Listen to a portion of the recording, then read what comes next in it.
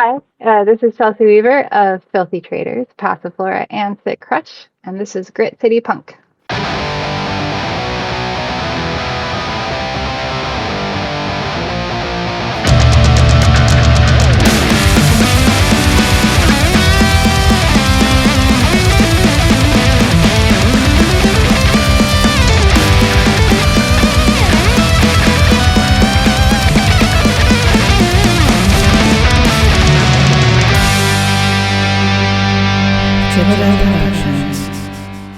Hey, guess what?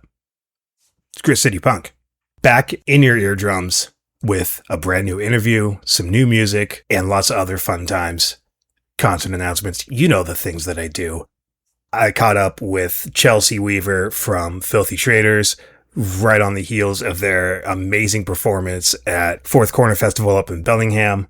I got such bad FOMO for that now. It looked like such a sick show. I talked to her about Filthy Traitors and about that festival. We talked about her other bands, Sick Crush and Passiflora, and her background in the scene and music and whatnot. You know, the kind of stuff that we talk about. Awesome interview. Super hyped for it. We've got, like I said, we got a ton of new music. Some great albums and singles have just been dropped.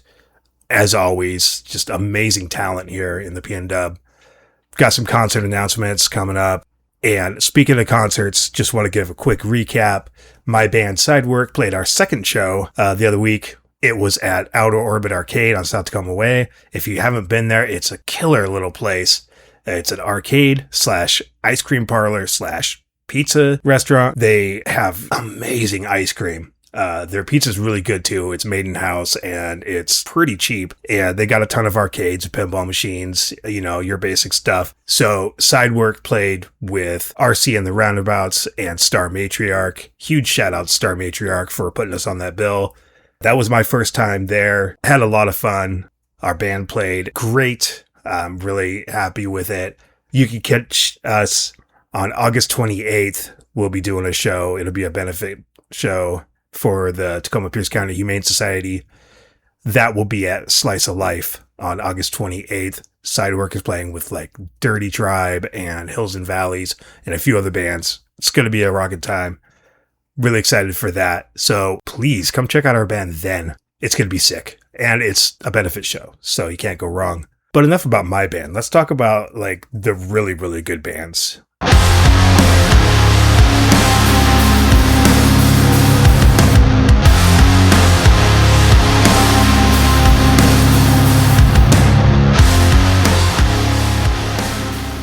New music.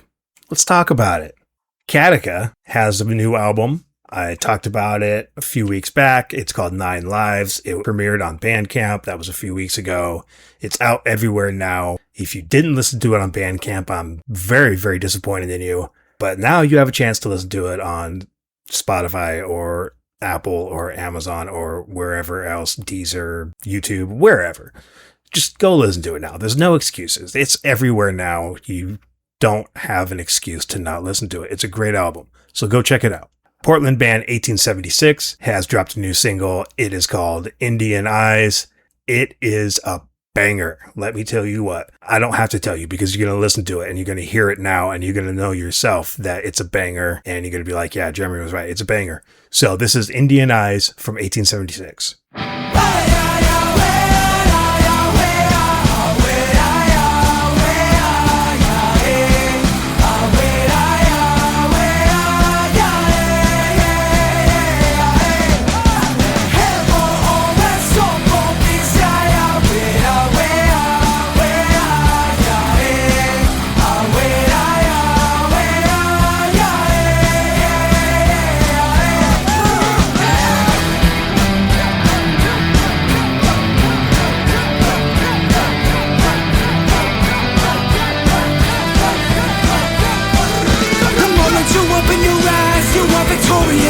I can see a star when I'm looking into them. I can count the stars when I'm looking into them. The bright lights that guide us all home when we need it. The leaders, the people who gave it all for what they believe in. The women who gave it all for us to be here. Blessed, they keep the fire dancing through the darkest nights. Burning for you, can you tell me, do you see it?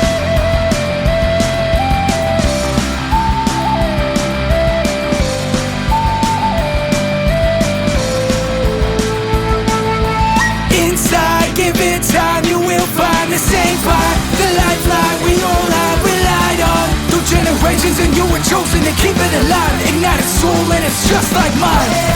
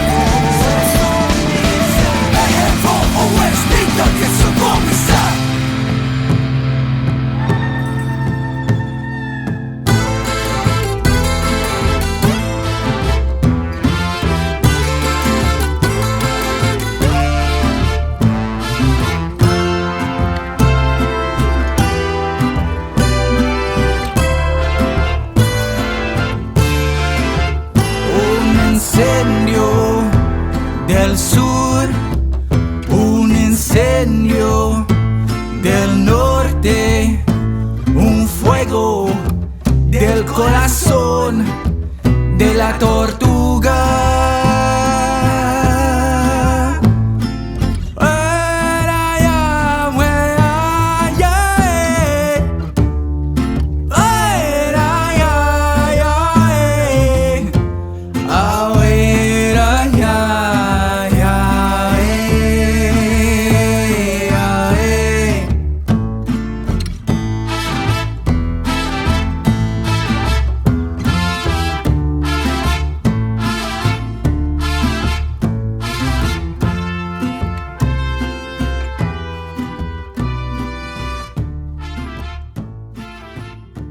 I am so impressed with the production on that song.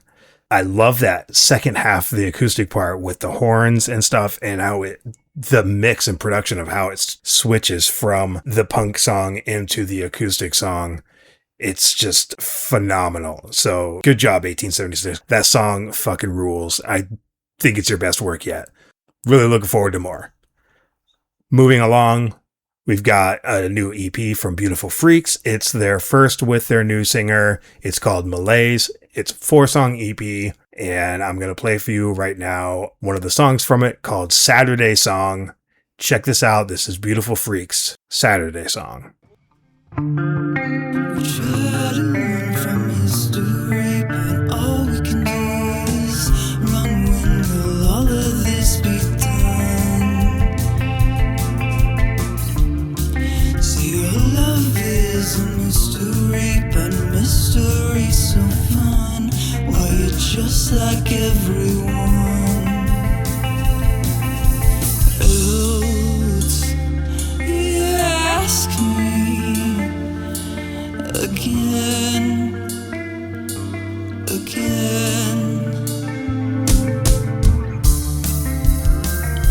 you tell me again.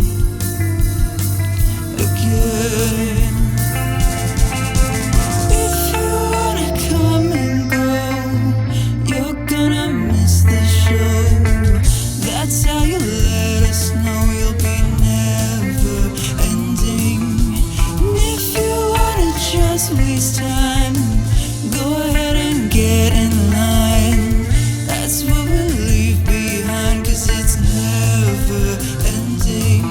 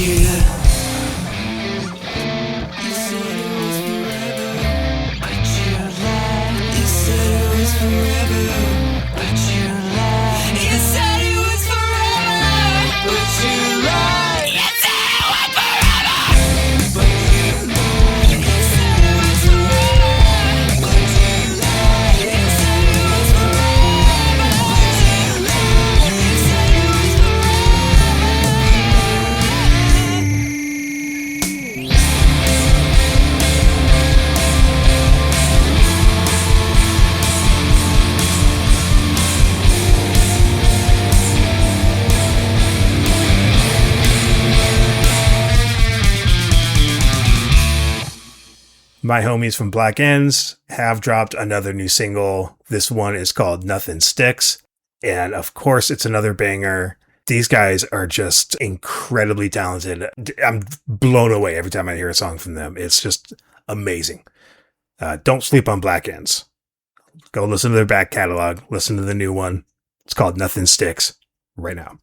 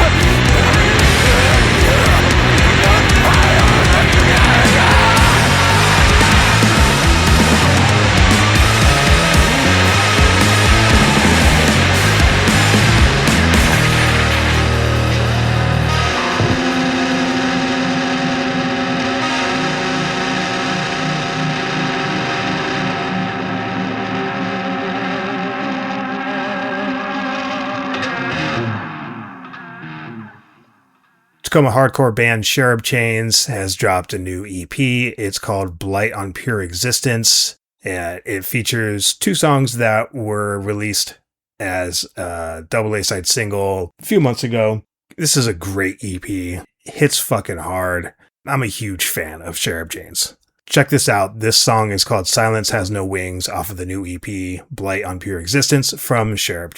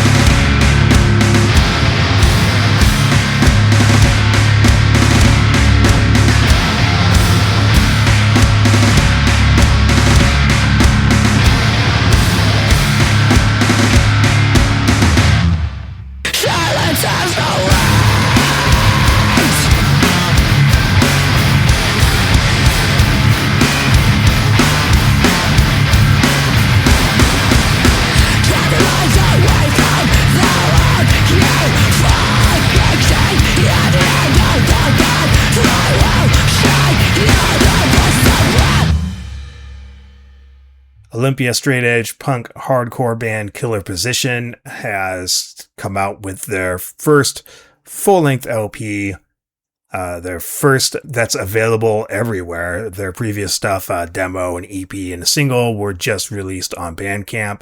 Now they have a full-length LP streaming everywhere. It's called Red Light, and it's a culmination of all of the kind of experimentation and what they had done previously.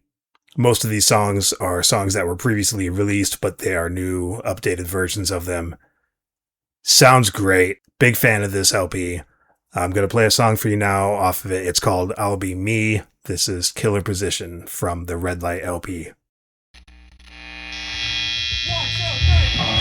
I can see the lights and the tragedy. You are always doubting me. You think you know what is right? I don't give a fuck about who you think that I should be. I'll be who I know I am. Moving up my own to fate.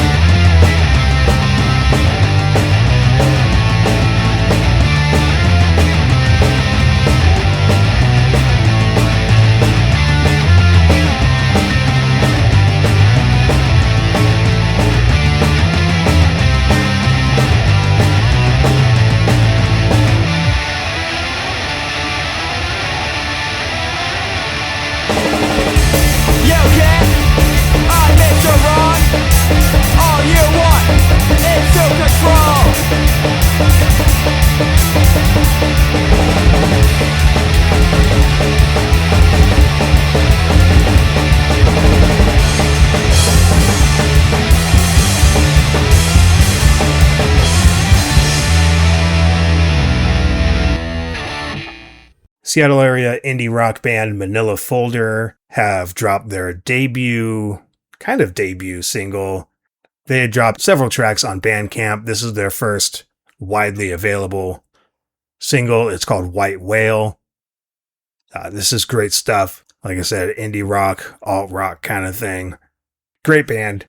Good to have a single that is available everywhere now for everybody to hear. And I say that with a lot of sarcasm because Bandcamp is available to everybody. I feel like a broken record. I feel like I talk about Bandcamp a lot and I'm just constantly pleading with people, please, bands, use Bandcamp.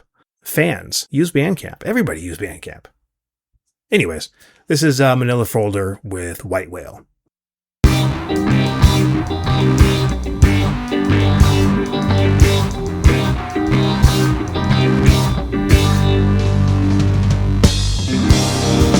Wrap your noose around my neck. Put your poison in my head. I'd rather wind up dead. White whale, white whale. The catch when you get older. I never live it down. Inside you, so lay bones around you, crowd. My mind's a salty sea of words. I'm sinking downward. Lonely life under passing birds. I never found her.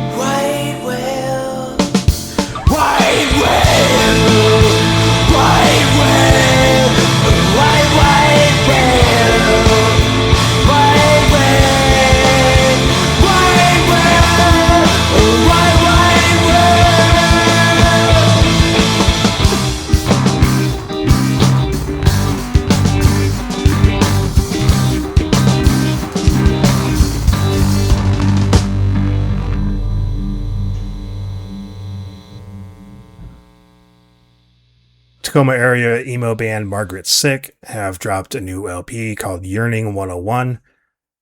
It's a collection of some new songs, some newly recorded older songs. First track off here is called Good to Go Pass. This is Margaret Sick off of the Yearning 101 LP.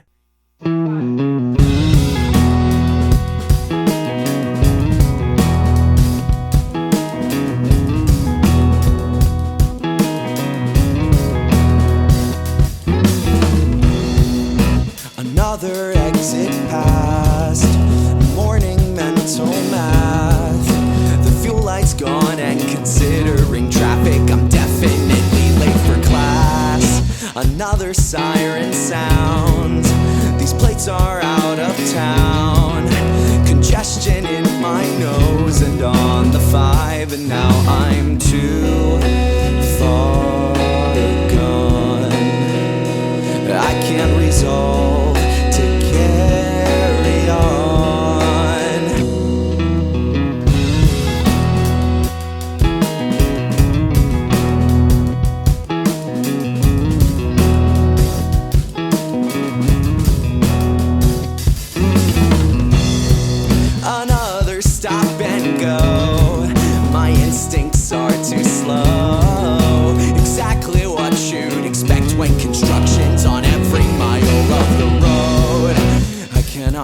bear this load. I pull off and I go to cry into the rear view to be near you. Oh, but now you're gone, and I can't resolve to carry on.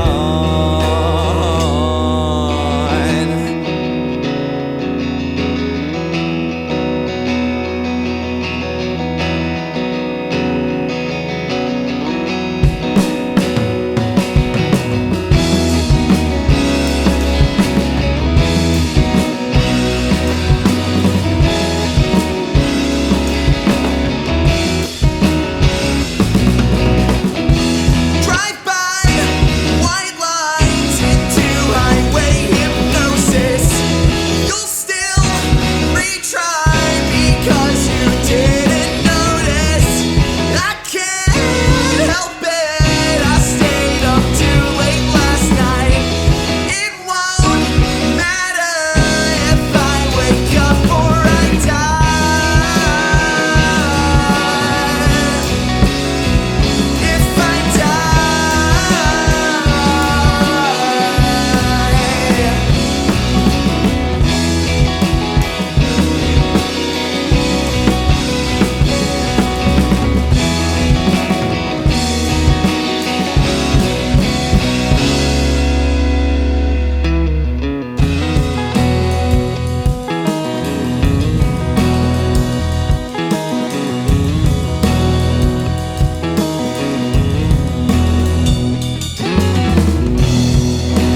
another exit past the death of mental math. I don't know if I'll pass you, but I'll ask you because now it's gone, and I won't resolve to carry on.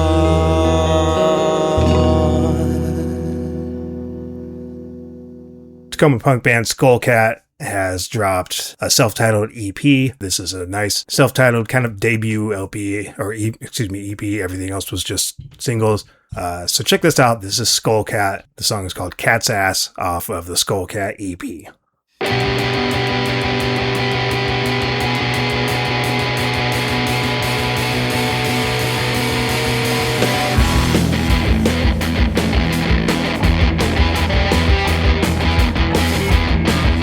Hey, do you want to get out of here? I saw you looking at me. Maybe we could go and do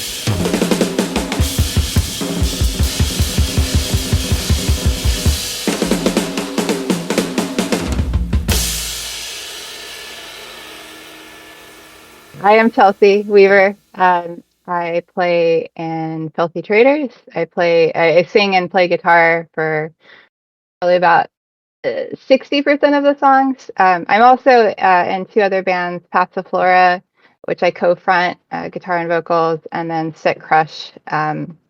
We're a kind of new all-girl three-piece, and I play guitar, and we trade off vocals.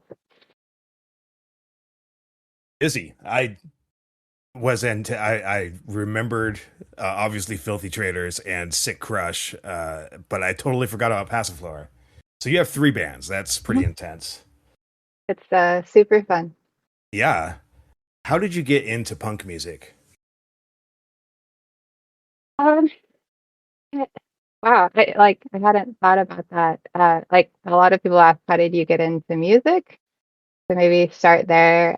Sure. My dad owned a music store growing up, so very lucky in the sense that I had access to guitars and amps early on. But I think the songwriting piece drew me first, and the performance piece. I also my dad owned a music store, and my mom was a dance teacher. So kind of those two collided, and somehow into a punk band. As far as like why punk, I guess I never thought of like it was just is where I went. Like I never was like, oh, I'll play a different kind of music. Punk was just I don't know. I guess I like dressed a little alternatively. I don't know. It was just the natural route. I couldn't have seen myself like I don't know getting into really different genre at all. I don't know. It's kind of an unsatisfying answer. Well, how did you get introduced to punk music then? So I had an older brother that would come home during the summers, and I remember when this will age me, but when he first played, he put on the sound system, Nirvana Unplugged, their MTV Unplugged performance, Yeah. and so I think that was the very first time, and then listened a lot to the radio, was yeah into 107.7, and then just I guess my friend group started to introduce me to punk, and like going to see the local bands. They were mostly punk. Kind of that was probably the starting point, but it all started with Nirvana, I think, which is crazy. No, that makes sense. It kind of started with Nirvana for me too. Oh, cool. Yeah, maybe like some Sex Pistols and Ramones were kind of being like introduced about the same time, but Mhm. definitely Nirvana was the one that I latched onto and was the gateway to everything else. So you grew up around music and performance. Were you ever like a music student? Like, did you play in a band in high school or college or anything? No, yeah, I did like piano lessons when I was little. Again, like the parent thing, like my parents were separated. I learned piano at my mom's house, and then my dad, like taught me like bar chords. So, Uh, like my guitar, like I don't have any formal training on the guitar, but I do a little bit on piano. And then, yeah, never really studied it in school. I studied math in school, so I was very busy in school, and music was kind of like the anti-school. So yeah, never thought of like I guess maybe later in life took it more seriously in that learning, but for a long time it was just the fun part. yeah. I had asked you about this a while ago. I had you give me a submission for the show on what does punk mean to you, and it was great. And that's also a standard question in normal interviews. So, if you'd like to expand on that or re-explain it, or just like what maybe update, like what is the punk community to you? Hell yeah. It's been I feel like yeah, it has been developing a bit to me, but is super relevant now. And I think the answer I gave, like I still think it's correct. It's only been reinforced along the lines of yeah, this a form of an outlet for self-expression, or being who you truly are. I think that can be a really brave thing, a very punk thing, especially when people around you maybe don't hold the same beliefs as you. They're not dressing like you. They don't have the same outlook, and to be able to um, like express who you are in that environment is be really hard. And so yeah, doing that in those situations, and maybe it's the opposite. Like maybe all your friends are like look super punk, and you don't want to, and like being able to hold that line and portray yourself how you want to be, portray yourself despite those cultural pressures is super punk. And then the other side of it is really like making space for other people to do that, and making that less of a scary thing, fighting for other people to be truly them. And I think that's where a lot of the anger in punk music comes from. It's pushing back against um, people that are trying to make other people small, Yeah. or saying they should, be different than who they truly are. And so, yeah, fighting for that outlook for others, and then, yeah, as true as you can in your own person, like displaying that to the world. And I think like I feel so lucky, especially like I'm more familiar with the Seattle scene. We have so many punk bands that are doing that for others, and like really very, very actively making space for other people in that way. And it's really cool. Like it's such I find it to be such a welcoming and inviting place for people that, yeah, may not have that through other outlets. Yeah.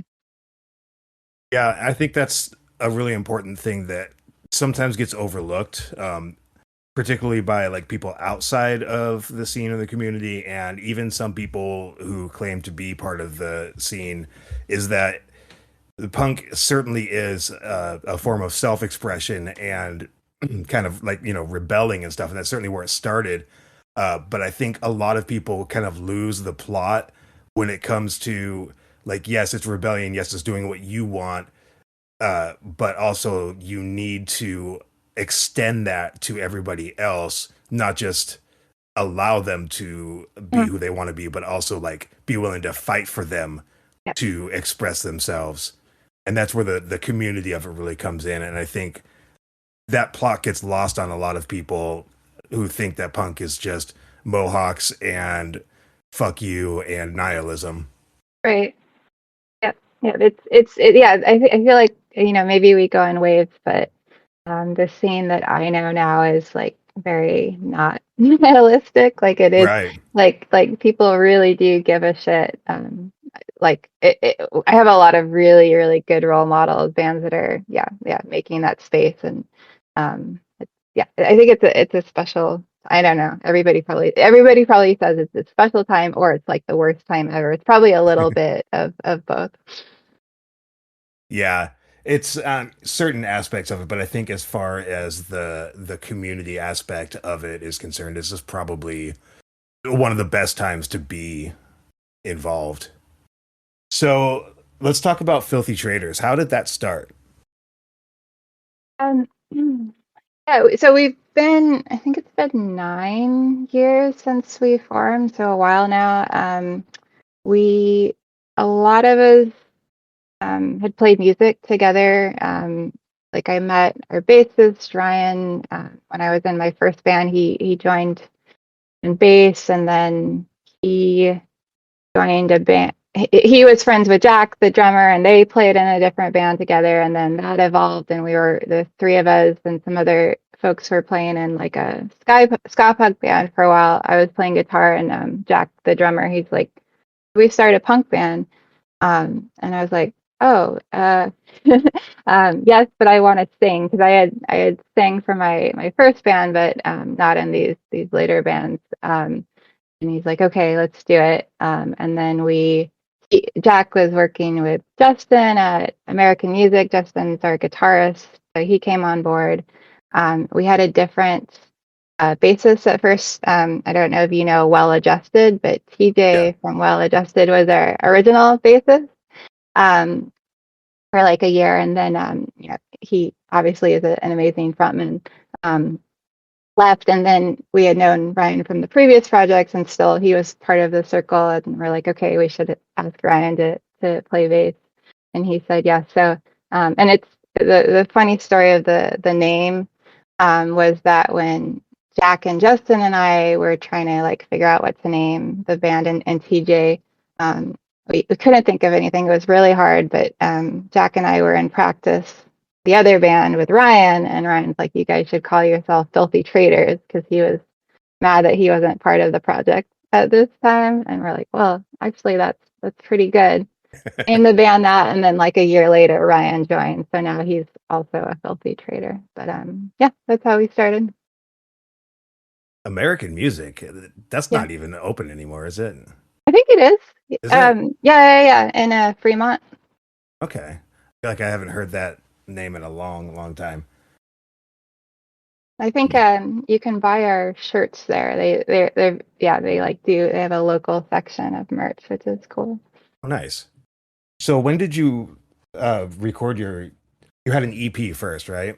I remember when we started recording it, we released it during COVID, Hmm. which was kind of a bummer. Yeah. Yeah, I couldn't like do a EP release. Um, yeah, I want to say like 2019 maybe. So tell me about your songwriting process. Is it a really collaborative thing, or is it more of an individual bringing stuff in and then everybody adding? How does that work with Filthy Traders? Uh, we've got a cool process in that we have lots of different processes. Like it's not always the same. I think when we started, a lot of the tracks were stuff that I had, at least like melody and structure wise, brought to the band pretty fully formed. But then since then, we've yeah, so we still like we have some songs that start that way, and that can be really fun bringing like the vision I had, but then it changes a little bit just as everybody adds parts, and like sometimes they'll be like, no, it should go this way instead, and then we fight, and then we figure out something that's cooler than I had originally thought.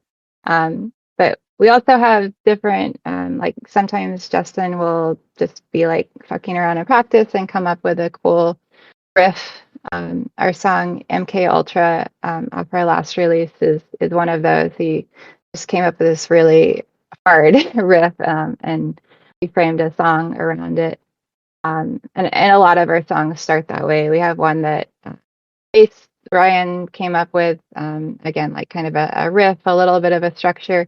Ryan also is really good at coming up with ideas for what the lyrics should be about. I'm a very like melody driven person, and so usually lyrics are the last thing that get added, and so I have to think about like, well, what is this song like? What is the feeling of the song? What should it be about? Usually it's like, what serial killer should this song be about, or like what murder mystery? But so I'll usually like ask Ryan like, what should we do this song about, and then write the lyrics. We have one song that Jack like came up with a drum part, and that's how the song started. That was the hardest for me. Is yeah, like without any even like chord structure, how do you build a song around a drum part? But Yeah. yeah, we've been trying to like again, it's like there's still some that I bring fairly fully formed, but then maybe like 60% start with one of the guys just throwing out a part and then building around that. You have a theme to the band. Yeah. At least a lot of your songs. Yeah. Um, which is cool. I think it's really cool when bands have you could almost sometimes call it like a shtick or a gimmick, although like Mhm. not in a bad way. Just that hey, we're a band and this is what we're about and this is what we write most of our songs about, and I think that's really cool. So for you guys, it's you call it murder punk. Now, murder punk or horror punk? Murder punk. What's the difference, or is Uh, there a difference? yeah, I mean, so I'm not an expert, but I think horror punk also like conveys like kind of a misfit. Like there's also like a musical aspect for it. For us, I think the murder punk really comes from the lyrics and what the songs are about. Is maybe how we differentiate it. And it did, I think, start a little bit as a shtick. It was when we started the band, you know, like murder porn was really big, you know, like there was that South Park episode. It's like the true crime. And I think that's Yeah. still like true, but it was really big when we started. And I think like the guys especially were really excited about that. I get freaked out sometimes, like I'll be researching and writing lyrics and I like can't do it at night because I'll get too scared. So Yeah. but it started like that. And I think like writing lyrics, it's you know, a lot of the songs are about like we have a song about H. Holmes, America's first serial killer. We have one about the Green River killer. We have one about this like really, really sad mystery of a woman who died in South Dakota and like nobody ever solved it. They don't know what happened. But I think it's been important to me to not like glorify the crime, but instead like phrase the lyrics in ways that um, it's like telling the story of the victim and kind of like angry in the sense that we're seeking justice for what happened. I think maybe even more so than the murder aspect is this like you'll get what you deserve idea through Mm. telling the stories of these crimes. Um, and yeah, like our EP was really focused on that, and we keep asking ourselves the question like, have we moved past this murder punk idea? Like, do we want to write more about I don't know anything else? But I think we still like we do these little checkpoints, and we're like, nope, we're still writing songs about this. Like, but I think yeah, more under the revenge theme because we do have some songs that are political, but it's still that idea of like you're gonna get what you deserve, and yeah, if you do terrible things, I like to think that at one point in time, you know, you will pay for what you did. Yeah, I think that answers the question. So yeah, we're still murder punk. We don't have I don't know that we have like a solid tie-in to the like musicality through that. I think our songs tend to like they're not always like they're hard to describe. I think we have a lot of variety, maybe. I guess all bands say that, but like I can't just say like punk or like, you know, certain types of punk or so murder punk I think is kind of like all encompassing because people don't know what it means. But I think that is maybe the theme that a lot of our content is based around. That. Yeah. You kind of make up your own genre to kind of describe what you're about, and that's cool. Definitely, I would categorize your music definitely not as horror punk because horror punk usually is dealing a lot with like satanic stuff or supernatural Right. stuff, and the music is usually spooky, at least in some Yeah. way, like a lot of like organs and Yeah. synthesizers and stuff. Where you guys are more along the lines of like skate punk or pop punk kind of thing. But the lyrics are, I think, thematically kind of fitting more in line with like a murder ballad.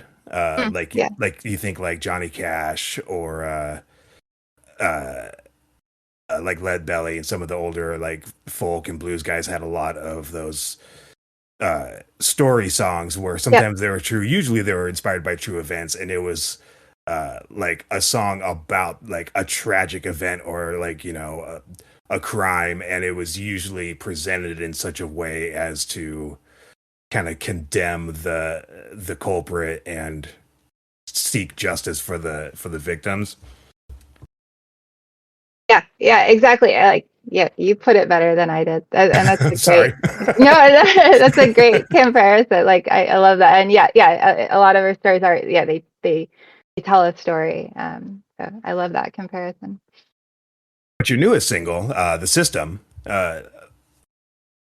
definitely not a murder punk song. Although it kind of in the big picture, it kind of is. In a unfortunately like a mass murder kind of thing. Yeah. I think probably your most, as far as I can tell, probably your most like blatantly political song, and maybe not by coincidence, my favorite one from you guys so far. how did that song come about? Yeah. Again, it was one that we like the lyrics came last, like from the musical perspective. Justin started with that intro riff, da da da da da da da da da da, and I took it home and I was like, I think it needs a second guitar riff, and we call that the Tetris riff, my part that comes in after the first few bars, and then yeah, finished it. Want it to be fast and tight and melodic. But it was also at the time of the United Healthcare shooting, and like the delay, deny, defend was, or whatever. There's like two versions. Anyway, it was big in the news, and so we're like, we probably got to write this about Luigi. Hmm. And it was interesting because like the four of us are not like we're all like there are enough similarities in our political beliefs, but there was this, there is some tension around like just in the band and our personal beliefs, like at what point is murder justified, I guess. Hmm. And like some of us were like, no, we need to like just on this go all the way, and others are like, I'm not sure where I stand. And so I framed the lyrics to kind of ask that question, like at what point is murder justified? Does there become a point?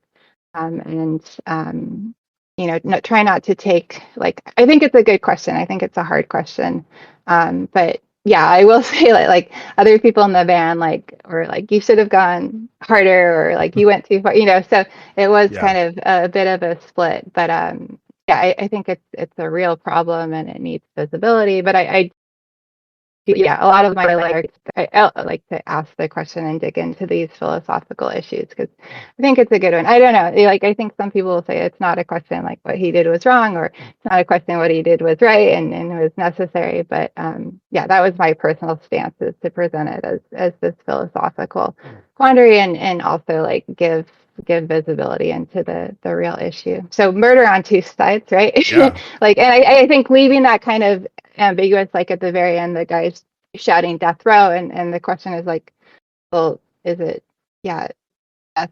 There's a lot of ways I think you can interpret that, which I like. Yeah, definitely definitely a big question, and just by the sheer fact that there's so many people that see it one way and so many people that see it another way, it's definitely a valid question. And something that we do need to face as a culture, as a society. And your band kind of having disagreements within the framing of it and like how much is justified or not. It's kind of like a microcosm of the larger debate. But it also shows that even though you guys don't agree 100% on every aspect of the issue, you're still able to agree with enough of it to realize that there's a larger problem and it needs to be addressed. And that is that is a huge question, and huge concept within our community, within our music community, and within our society in general. Is like, if you can't agree on everything, you should still be able to find a common ground in moving forward on things. And I think that so much of that is just thrown out the window Mm, nowadays. And particularly with everybody like on the left side of politics is, you know you can't get a room full of anarchists and liberals and communists together and agree on anything, even though fundamentally they agree on so much. right.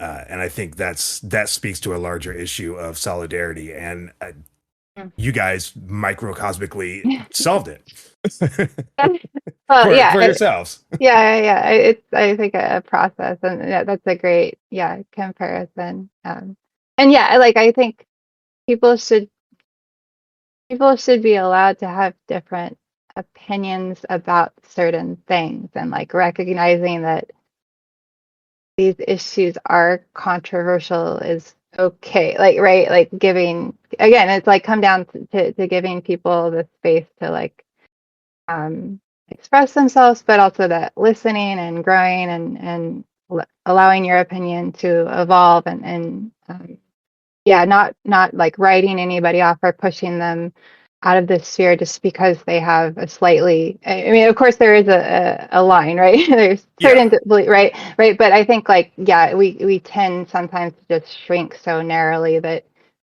we just reinforce our own opinions that, you know, if the only people we talk to share the exact same opinions as we do. So there has to be that outreach, I think, and inclusion so that these opinions can grow.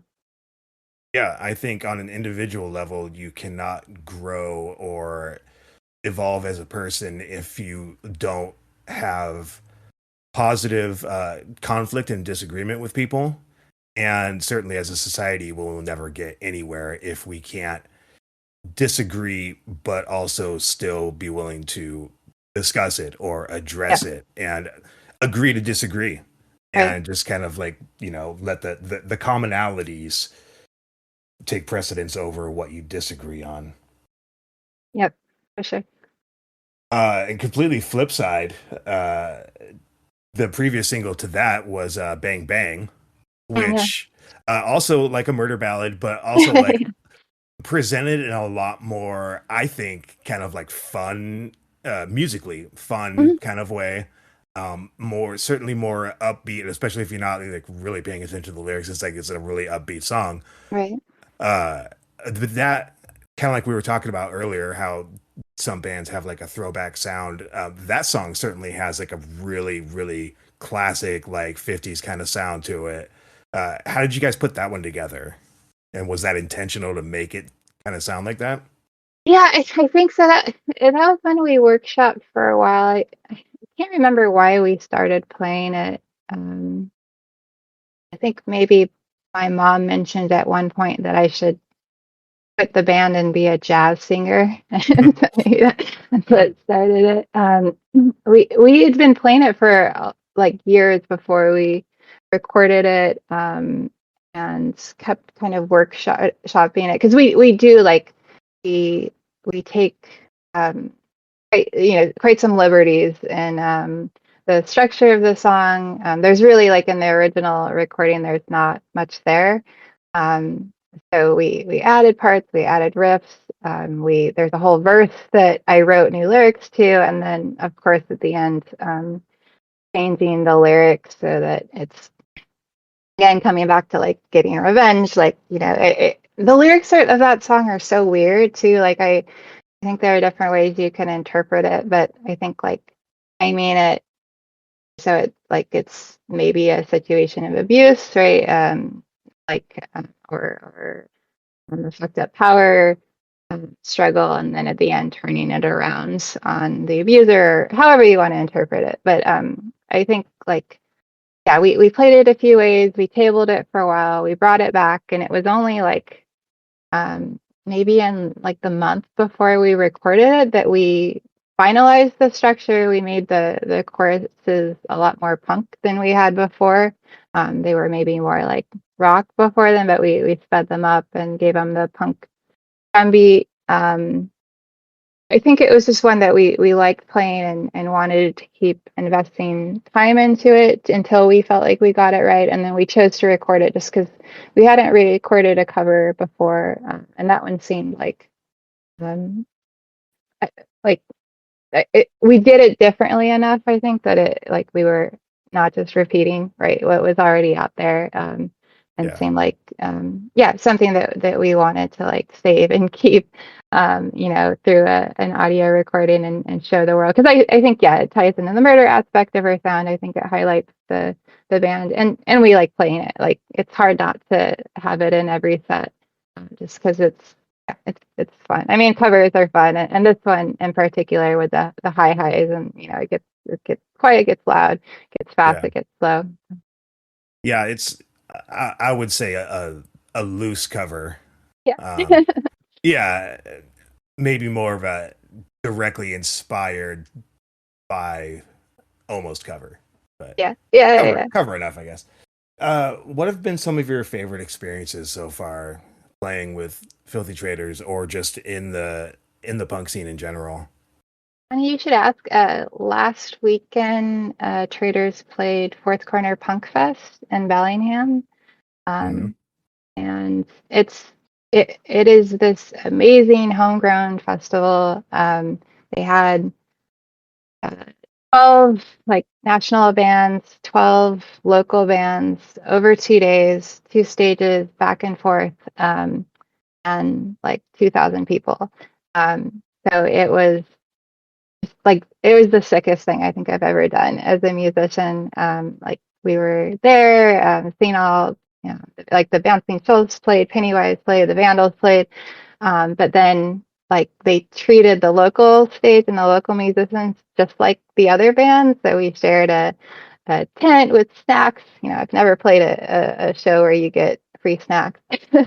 um, and you know, we got to play in front of a ton of people. I got to climb the scaffolding like Eddie Vedder, I and saw that. it was yeah, it was it was so cool. And then we were, you know, there were other really cool bands on the local stage too.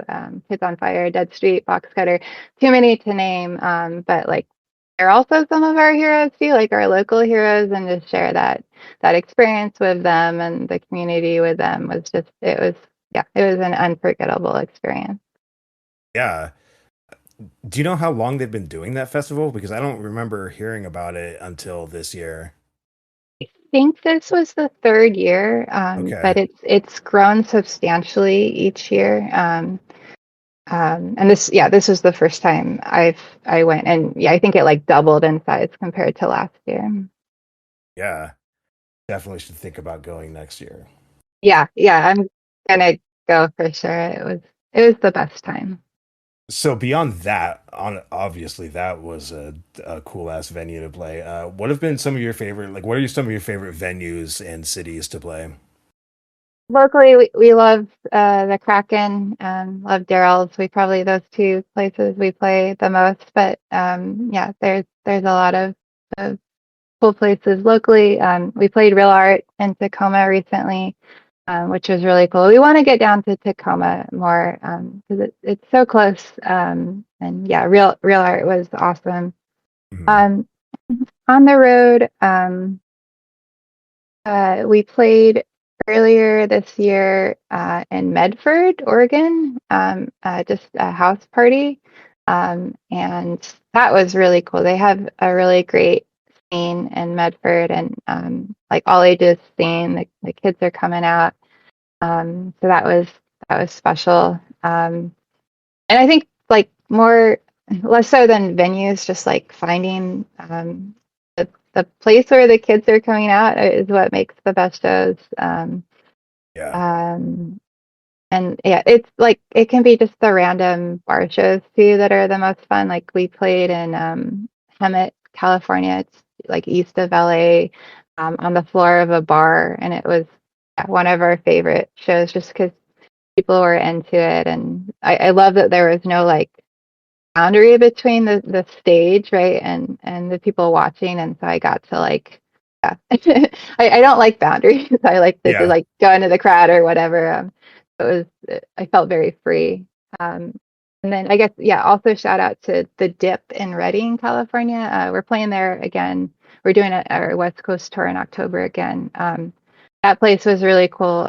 Again, like had a lot of people coming out and excited, but it was also like a proper stage with really cool lighting and some folks like really excellent photographers that snap pictures, and it was just yeah, a really fun experience. We played there last year, so that was a standout. And like yeah, I wish I could name all of them because I feel like every place that you know you play, there's so much work that goes in, like the booker for taking a chance on you, and like the crew for a lot of times you know people being very nice and inviting to touring bands and people coming out and supporting you by buying merch or just talking to you afterwards. Like, I don't mean to like, I wish I could name everyone because that really is, it really makes the experience so special.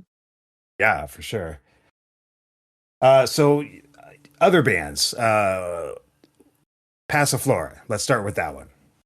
We're more of a alternative or pop punk, I think, compared to Traders. I co-front it with my brother-in-law.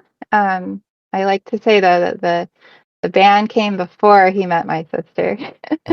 um, we're working on a full-length album. We've got it all recorded, so it's in mixing now. We are looking for bassists too, and we just shot part of a music video earlier this week. So yeah, we haven't been playing shows because we need a bassist. But we do have a bunch of stuff coming out, which is cool. Yeah, that's Passiflora. When did you start that? Um, just out of COVID, Okay. because yeah, so Jeff, my brother-in-law, he played in a band called Cosgrove. They're kind of like the house band at the Kraken. Um, and so met him through a trader show, and then in COVID we're like we should start a project and started playing. So yeah, grew out of COVID. Is this going to be your first release with Passiflora? No, we actually have two 7-song EPs out. Oh, We've been very efficient in this band. Yes, yeah, we have like our first show we released the album like Jeff did. It was just the two of us, and he played drums and bass on our first album called A Couple Inches Shy. And so yeah, released that at our first show, which was cool. And then a year later, we put out Good Time and Friends, which is another 7-song EP. So yeah, you can find it or yeah on streaming and Bandcamp. But this will be our first full length. We're doing a whole 14 songs. sounds like I should have done more research. Oh no, you're good. You're good. Sick Crush. I do know a little bit about Sick Crush. That's a more recent thing. And Yeah. I know that I featured, I think, 2 of your songs on the podcast. So how did that get started? Yeah. So I with Jack and Ryan, the bassist and drummer of Traders, we were in a No Doubt slash 90s cover band for a while, and that like overlapped with Traders. And the singer of I played guitar. The singer of that band, Andrea, um, super talented. We had a show with Mr. Blank, a ska band, and our drummer Jack. Sorry, these names are very complicated. Jack got COVID the day of the show. He tested positive for COVID the day of the show. So we reached out to Mr. Blank's drummer Caitlin and asked if she could fill in for Jack. And this was day of, and she was amazing. She's like, sure. And she learned something like 6 of her songs, but we still got to play the shows at the High Dive before they closed.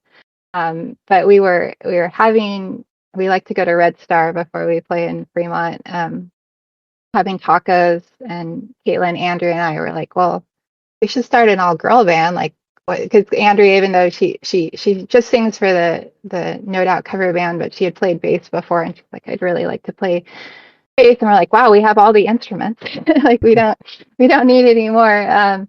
And so yeah, that's where the idea started, and then a few months later we got together. It's been about a little over a year now, and yeah, it's really fun. I think we're trying to call ourselves Second Wave Riot, kind of like a we're not quite Riot Girl, but we were really inspired by that era, and I think it's like more relevant now than ever. Yeah. Again, coming back to that self-expression, and making that space for ourselves and for others. So it's been a really fun project. I've never been in just a 3-piece before, so it's like a lot of pressure on guitar to fill that space.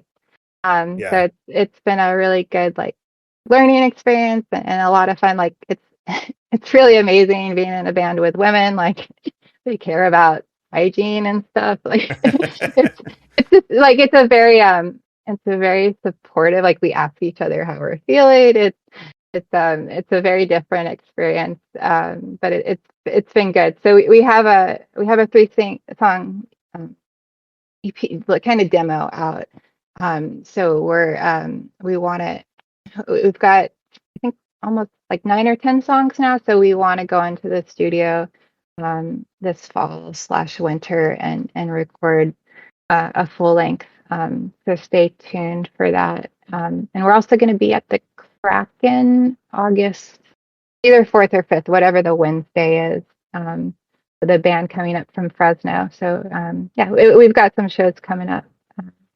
So, what are some of your favorite bands? What kind of stuff are you into? Like, let's just say, like, largely, like, what are some of your favorite bands growing up and still? Yeah, um, very, very inspired by Garbage and Shirley Manson. Um, that was an early influence. Um, and then also love the Living End from Australia. And Chris Chaney, the guitarist and singer, was very inspired by a lot of his guitar parts. Um, um, yeah, like, it's just a smattering, I guess. Always loved stuff that was melodic. Never really got too into hardcore, but more melodic punk, Bouncing Souls, the Vandals, who were both at Fourth Corner Punk Fest, which is really cool. Yeah. Yeah, I think the Misfits. Yeah, just like maybe no thematic tie between them, but yeah, focusing on that melody, and then I think these days, like, really like our local scene and find myself listening a lot to local bands. Etchy was one recently. We played with them at Daryl's. They're a three-piece. They're like almost like it's definitely not cowpunk, but like they have like a country twang to their songs. And really like listening to that. Disorderlies. Well, their record's really good. So yeah, I think as far as, I don't know, listening on the local side, I guess, like what I'm listening to otherwise, really like Arctic Monkeys. All of Filthy Traitors are really into Arctic Monkeys. They do some cool stuff that's a little different, and I'm always so impressed with how their singer can like put a melody over a very complex guitar riff. Like I struggle with that, especially when the riff like doesn't follow a chord progression. It just like stays on the same chord. Yeah. So I find myself like, yeah, trying to study how he does that. And that kind of vibe, like a Jack White, a big influence. And yeah, inspired by the guitar side of that like rawness. I think we kind of try to incorporate a bit of that in Traders, is like those really heavy, like unfiltered guitar parts. Is Yeah, I don't know, I dig it. Yeah, I find myself listening to local bands. I mean, obviously doing the podcast, it's kind of like work almost to always be checking out local bands and listening to new stuff. But I find myself listening to more local music like recreationally than just about anything else. Mm. Which is wild. I think it surprises a lot of my friends like who aren't like from here. They're like, is it like local bands is the only thing you listen to? I'm like, well, shit, there's so many and they're so good. Yeah, yeah, It's yeah, hard to not yeah, be into it. yeah, kind of, yeah. Our scene is so impressive. People are, yeah, it's as good as it gets. I'm convinced. Yeah, I feel like post COVID, I think our local scene has just exploded with talent and with energy and the like we were talking about before, the just the sense of community Mm. and bands lifting each other up, which I think has always kind of been an inherent part of Seattle, is that artists and musicians always lift each other up, and it's never really been a competition between bands. Like you hear a lot of stories like about like LA, especially like in the 80s or Mm. 90s, where it was just competitive. Like it was you or the other band, you know? Yeah, But I don't think that's ever been a thing up here. And I don't know. Maybe that's unique to our area, or maybe it's more widespread. I don't know. I like to think that it's unique. Yeah, yeah, I think that's true. I talk to some people who don't feel that way, and I'm like, how are you missing this? Like, it's there's yeah, at least inside certain sub scenes, right? Like maybe the music scene as a whole has issues, but like the punk scene is, I think it's just divine. There's a lot of good things happening. Yeah, absolutely. Besides music, what else do you into? What are you passionate about? Besides music, Yeah, I is if don't. there's anything. No, not really. I mean, you have three bands. I mean, that's a lot. Yeah, yeah. I mean, no, it's a big part of my life. I do have a very cool fiance. He's probably judging me. No. Yeah, he's great, and we make time to travel frequently, which is really good. I like to. It's such a cool experience to like be out of the country or even in different parts of the country. I think that very enriching for one's life if they can swing it. Um, Mhm. and then I also really like math. I'm a scientist at work, so I guess yeah, I'm a total nerd. But music, music above all, probably. I like dogs too. I really like dogs. Yeah. Well, math and music that have a lot of similarity. I mean, music basically is math plus creativity. Mm.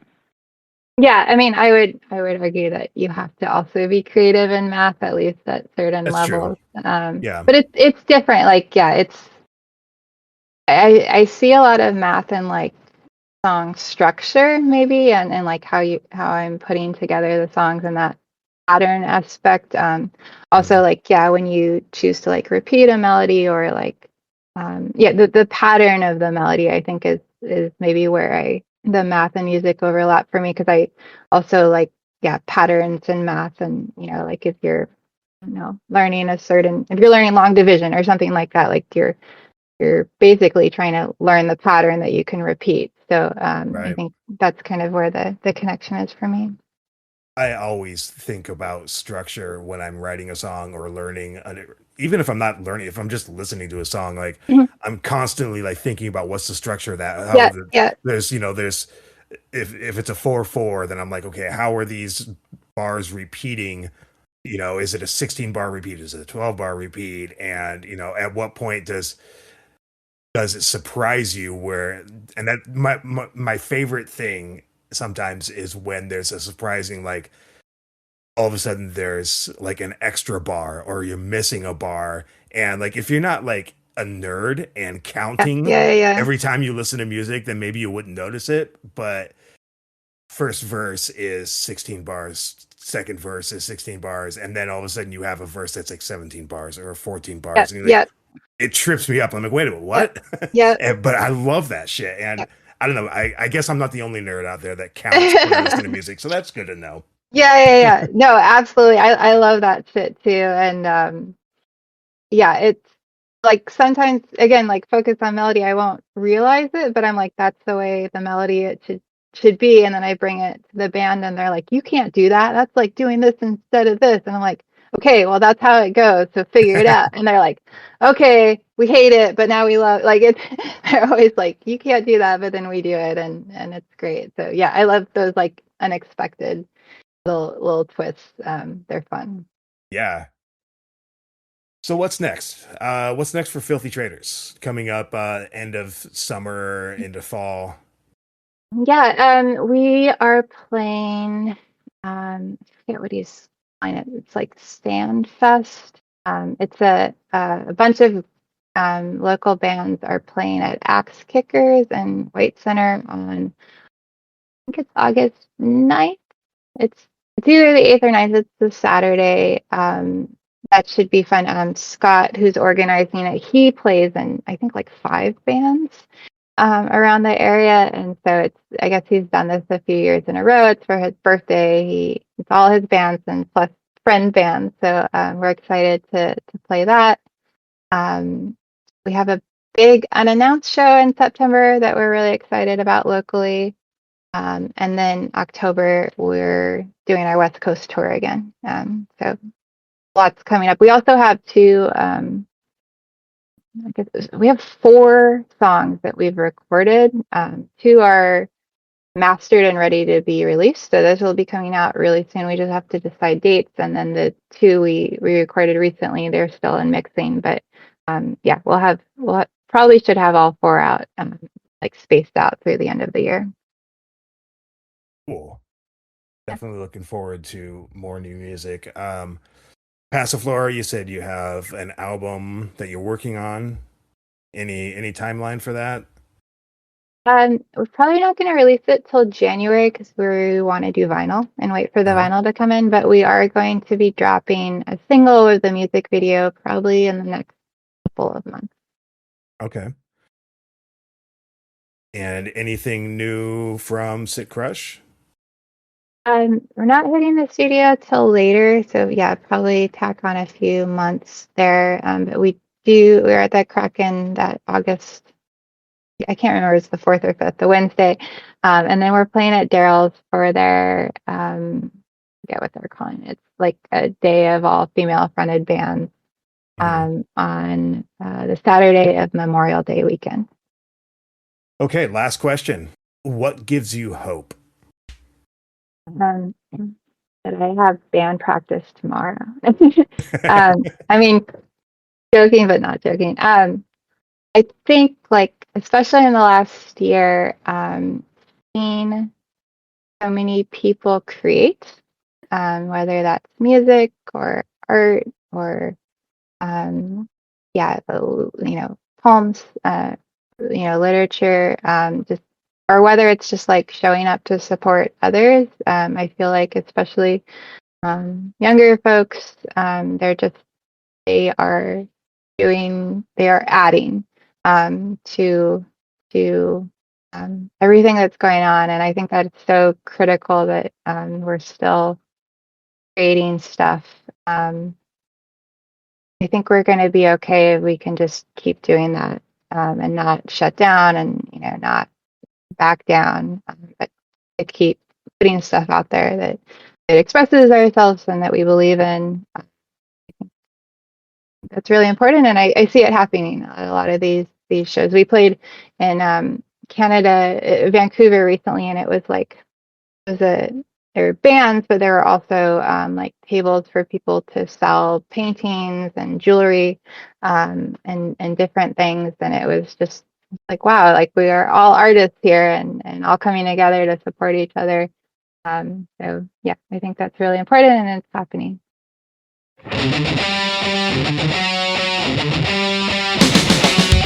Welcome to the future, where nothing's free. Welcome to the sucker from your misery.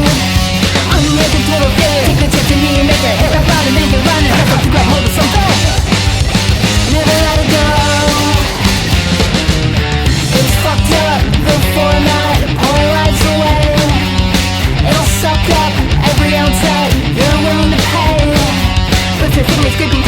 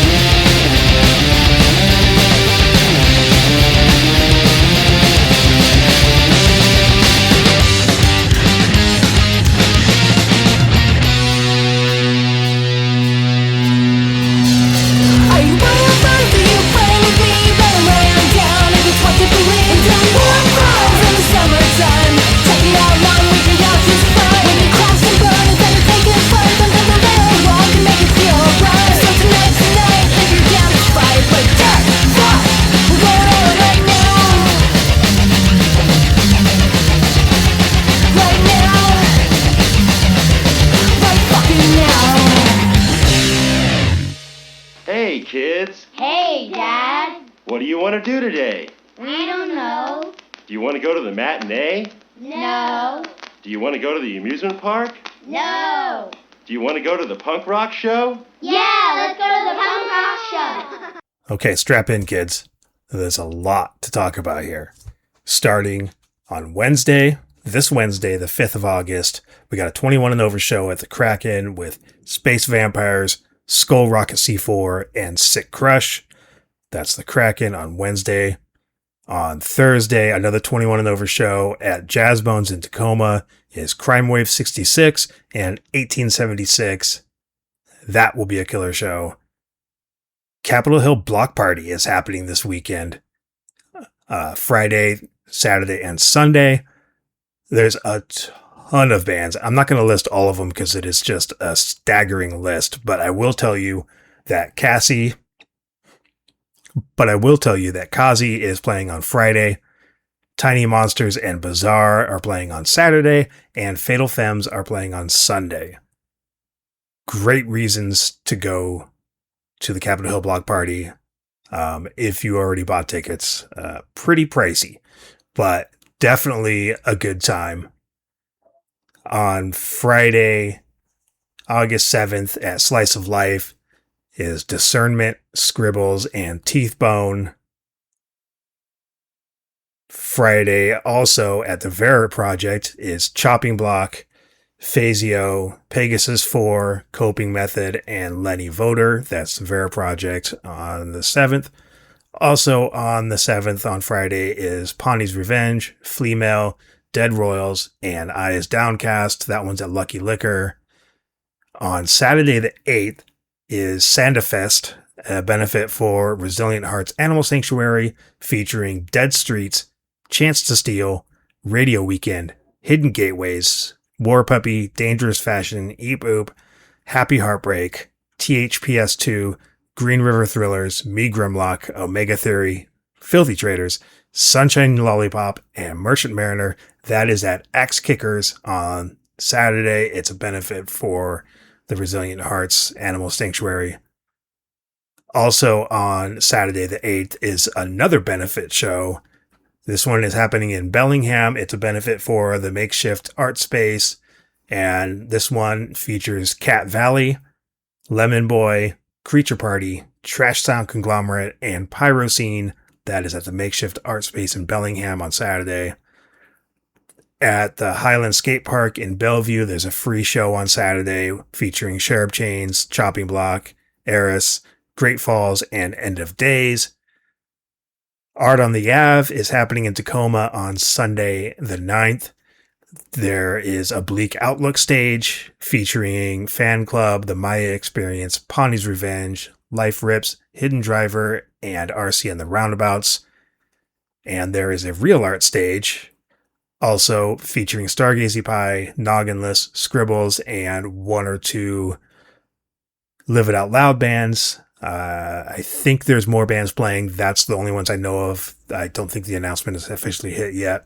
But both of those are happening at Art in the Ave on Sunday, and it's just kind of like throughout the day. That's completely free to go to. It's the 6th Avenue Business District in Tacoma. At Real Art later that evening on the 9th is Vagabond, Sydney Graves, Conjuring Up Monsters, and Desolate Getaways. And at New Frontier that night is Pawnee's Revenge, Dog Lips, and Be Creeping. That's Sunday. So that's Pawnee's Revenge doing a doubleheader on Sunday, which is pretty freaking rad.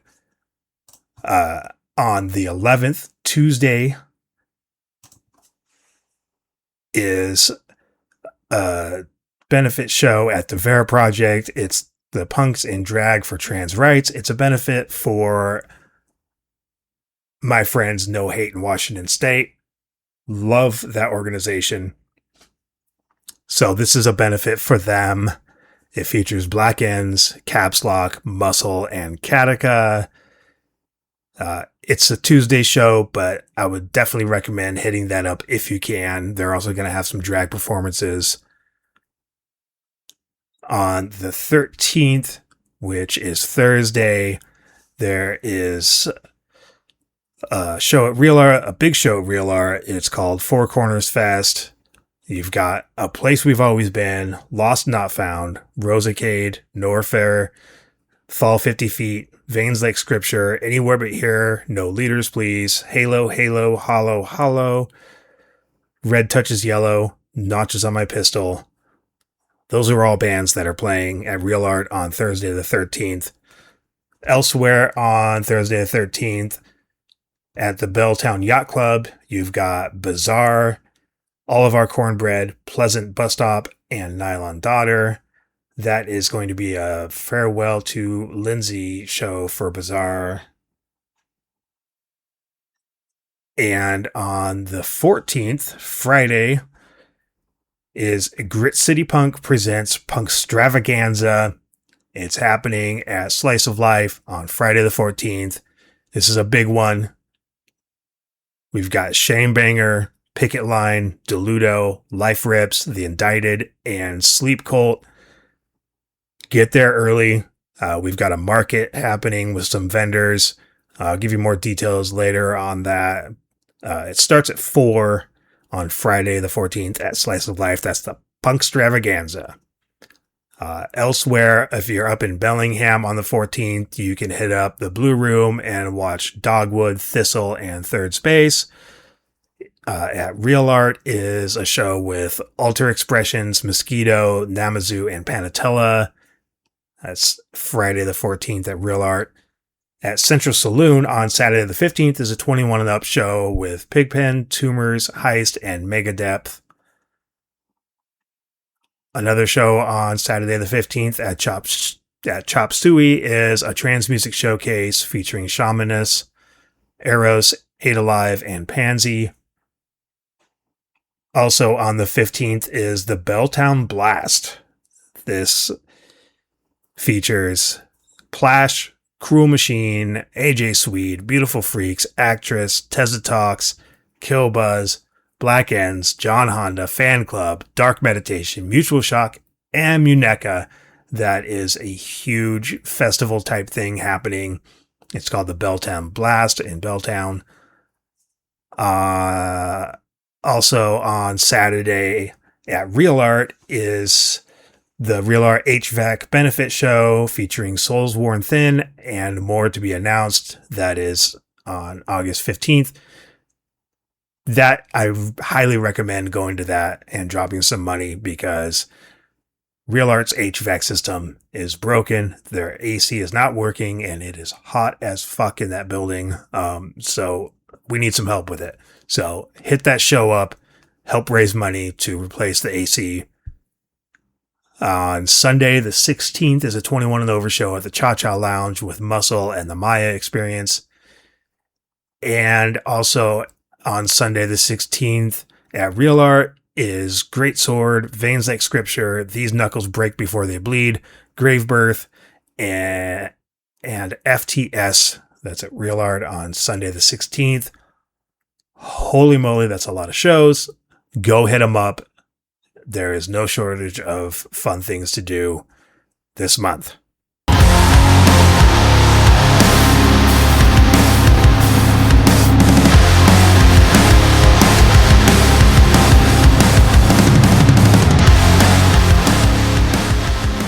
All right, closing thoughts here. Make sure you check out the Punkstravaganza on Friday, August 14th at Slice of Life. That is a Grit City punk rock show and vendor market. We will have, as I mentioned earlier, the bands are Shamebanger and Picket Line out of Seattle. You've got Deludo from Olympia, Life Rips and The Indicted from Tacoma, and Sleep Cult coming all the way up from Salt Lake City. That is going to be a hell of a show. It starts at, the music starts at 5:30. But get there early because at 4 o'clock is a vendor market featuring Lady Lazarus Dreams, Live for Today Apparel, Dead Lady Supply Co., and Velvet Heart. We will also have some cool exclusive Grit City Punk stuff for you to check out. And that is happening on the outdoor stage and in the parking lot of Slice of Life Pizzeria in Tacoma. Definitely recommend checking that out. It's going to be a hell of a lot of fun. That's the vendor list as of now. It may change by the time we get to the event. Just as a little disclaimer. But that is going to be a lot of fun, and I'm really looking forward to it, and I hope everybody else is too. I'd love to see a huge turnout. I mean, we've got some sick bands, and we've got some artists and fashion vendors. So definitely hit that up if you can. And I'll leave you with a song from a Spanaway rap group called Island Trybe. They were active in the late 2000s, early 2010s. This song is called Tack on My Back. It comes from an album called Fresh Off the Grill, which is really dope. Find it if you can. It's not streaming anywhere. It's not on Bandcamp. I don't think it's on SoundCloud. You can find a few tracks here and there that people have uploaded to YouTube.